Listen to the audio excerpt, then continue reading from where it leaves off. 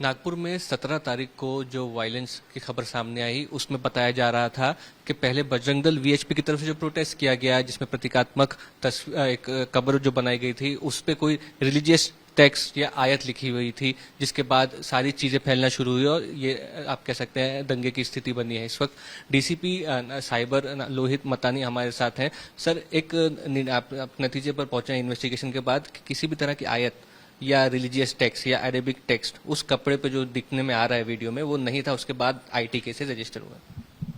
नहीं, ऐसा उस वीडियो में तो ऐसा कुछ दिखने को नहीं आ रहा है।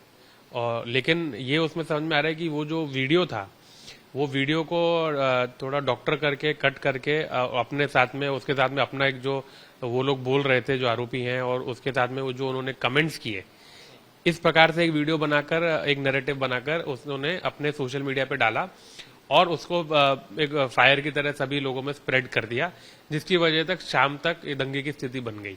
ये हमने एक एफआईआर नंबर 27/25 इस प्रकार का उन लोगों पर हमने दाखिल किया है, जिसमें हमने कलम 192, 196, 353 1 353 1 का और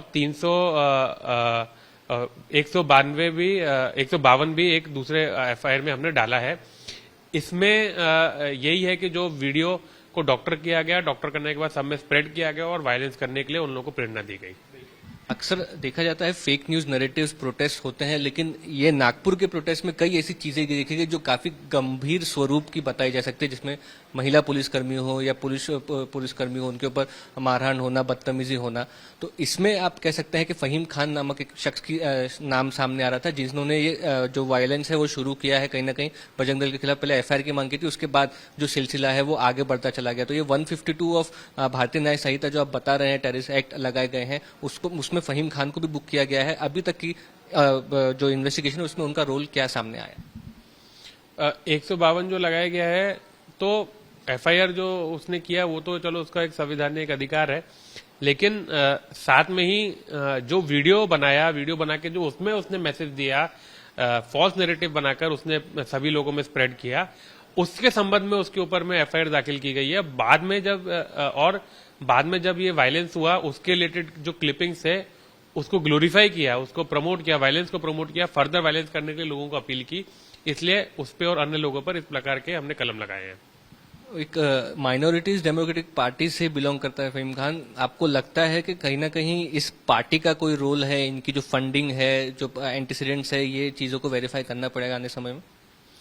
हाँ, उसको हम लोग वेरीफाई करेंगे। अगर इस प्रकार का कोई इसमें रोल आता है तो उस पर हम लोग कार्रवाई करेंगे।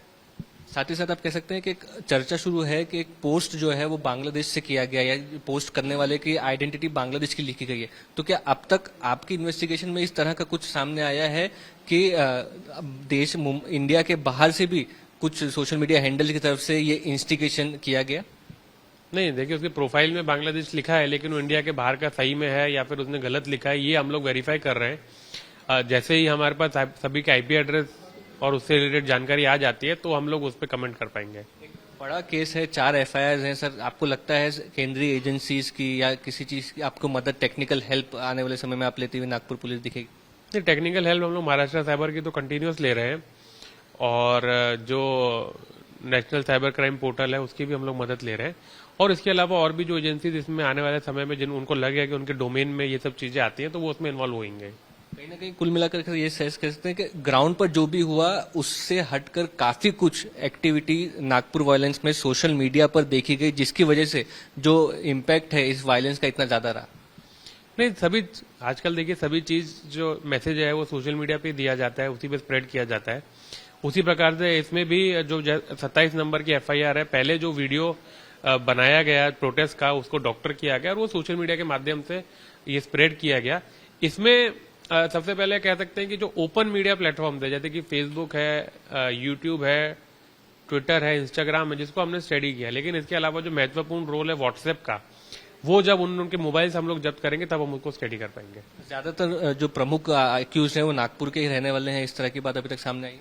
नहीं, ऐसा नहीं कह सकते, लेकिन जो शुरुआत हुई है वो लोग यहाँ के रहने वाले हैं, लेकिन ये बाकी शहरों में भी इस प्रकार के वो पोस्ट को स्प्रेड किया गया है। कितनी पोस्ट को हटाने की मांग अभी तक आपने प्लेटफॉर्म से की है? किस किस प्लेटफॉर्म से ये मांग की गई? अभी तक 230 पोस्ट हमने आइडेंटिफाई की है जिनको हमने हटाने की मांग की है और उससे रिलेटेड जानकारी भी हमने मांगी है।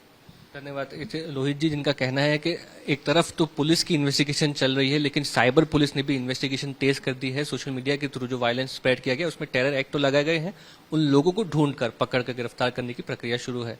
नागपुर में कैमरा पर्सन किरण सपकाल के साथ मुस्तफा शेख, आज तक।